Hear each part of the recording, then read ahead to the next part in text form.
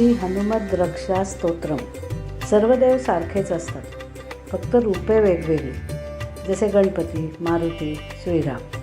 नंदीला नमस्कार केल्यावर तो महादेवांना पोचतो, तसेच हनुमंताला नमस्कार केल्यावर श्रीरामांना पोचतो. रामरक्षा स्तोत्राशी साधर्म्य असलेले हे श्री हनुमत रक्षा स्तोत्र आहे. श्रद्धेने हनुमंताची भक्ती केली की ती प्रार्थना श्रीरामापर्यंत सुद्धा पोचू शकते.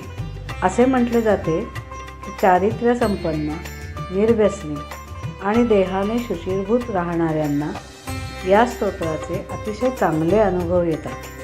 ऐकूया श्री हनुमत रक्षा स्तोत्रम. श्रीराम जय राम, जय जय राम. प्रणम्य श्री गणेशै च श्रीरामं मारुतिं तथा रक्षामि मां पठेत् प्राज्ञः श्रद्धा भक्तिसमन्वितः. शिरो मे हनुमान् पातु बालं पवननन्दनः. आञ्जनेयो दृशौ पातु रामचन्द्रप्रियश्रुति. घ्राणं पातु महावीरो मुखं लक्ष्मणप्राणदः. जिह्वा मनोजवः पातु कण्ठं पातु जितेन्द्रियः. स्कन्धौ महाबली पातु भुजौ सङ्कटमोचनः. करौ विश्वम्भरः पातु हृदयं सर्वशक्तिमान्. मध्यं पातु महातेजा नाभिं सागरलङ्घनः. रामदूतः कटी पातु शक्तिनी राक्षसेन्द्रजित्.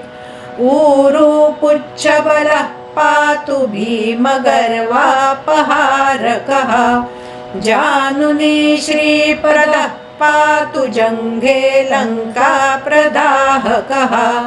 पादौ श्रीरामभक्तश्च सूर्यमण्डलभक्षकः. हनुमान् पातु मे कायं मकरध्वजजन्मदः. एतां रुद्रबलोपेतां रक्षाय सुकृती पठेत्. सदीर्घायुसुखी पुत्री बलवान् बुद्धिमान् भवेत्.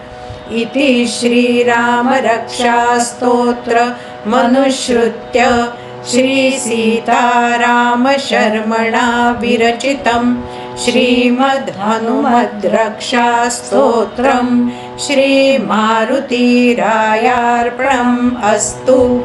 शुभं भवतु.